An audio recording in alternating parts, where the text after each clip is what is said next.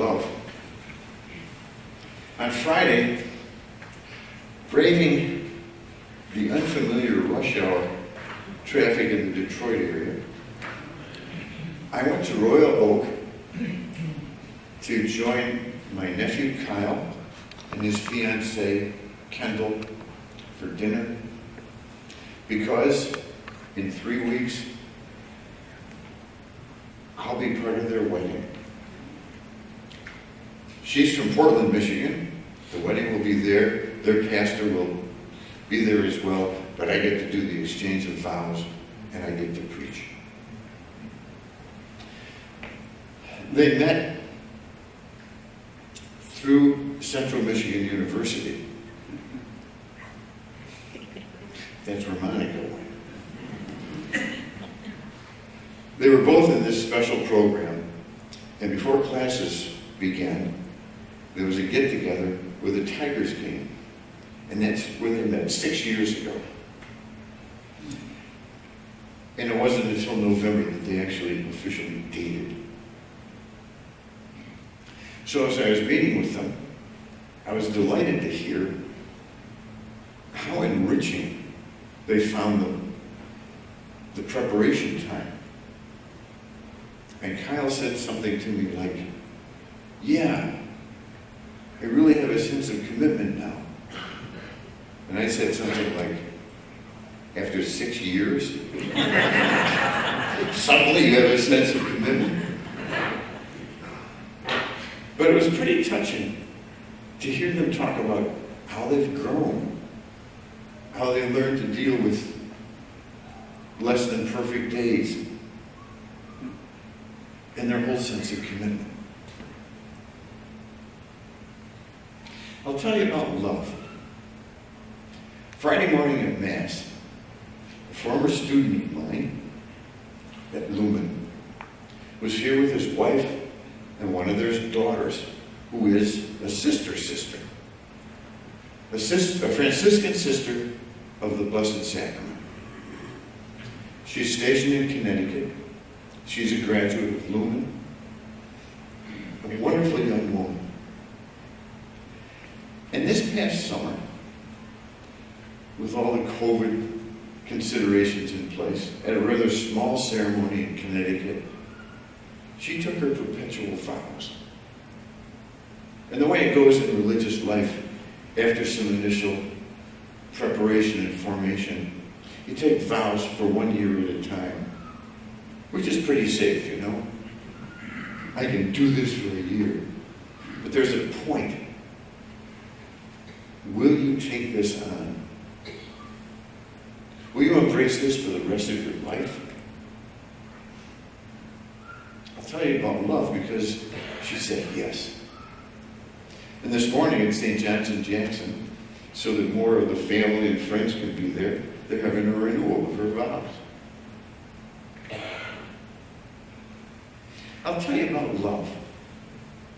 I want to read a little quote from a Jesuit priest named Pedro Arrupe. He was the superior general of the Jesuits right after Vatican II. And curiously, he came from the Basque region of Spain, where the founder of the Jesuits, Ignatius of Loyola, that's where he came from. And Pedro Arrupe, through the challenges of Vatican II, he was so impacting, inspirational, and insightful that some called him the second founder of the Jesuits. Okay, here's what he says. Remember, this is coming from a priest. Nothing is more practical than finding God, than falling in love in a quite absolute and final way. What you are in love with, what seizes your imagination, will affect everything. It will decide what will get you out of bed in the morning, what you do with your evenings, how you spend your weekends, what you read, whom you know, what breaks your heart, and what amazes you with joy and gratitude. Fall in love. Stay in love.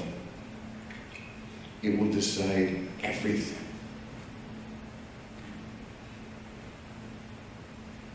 What's the first commandment?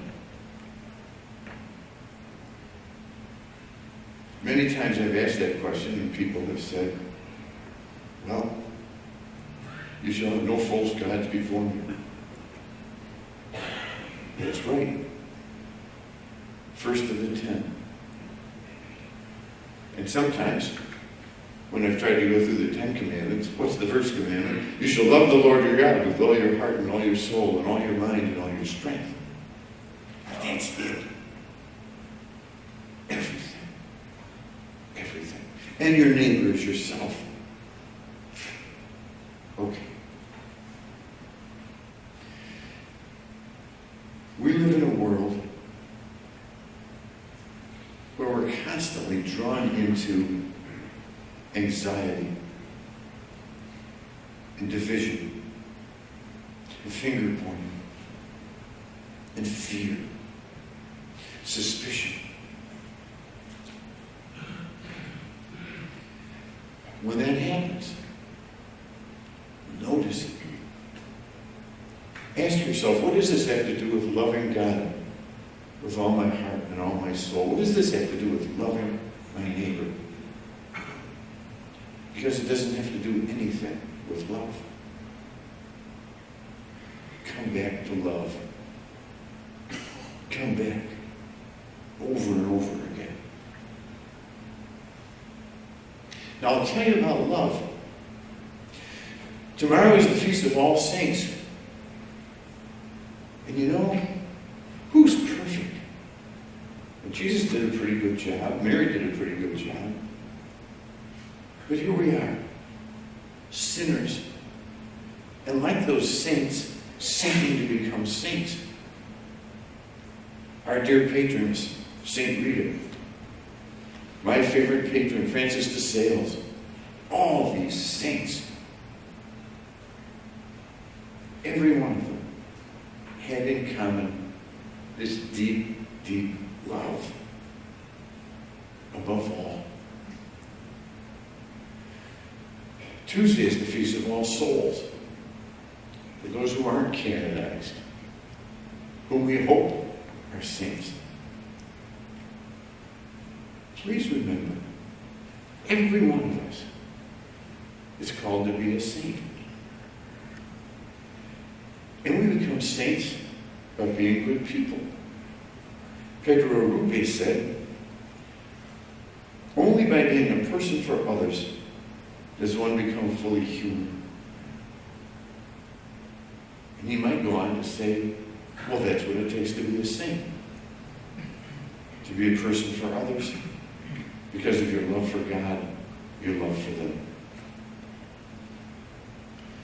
Todd is going to join me now as we go through this memorial of those who have gone before us.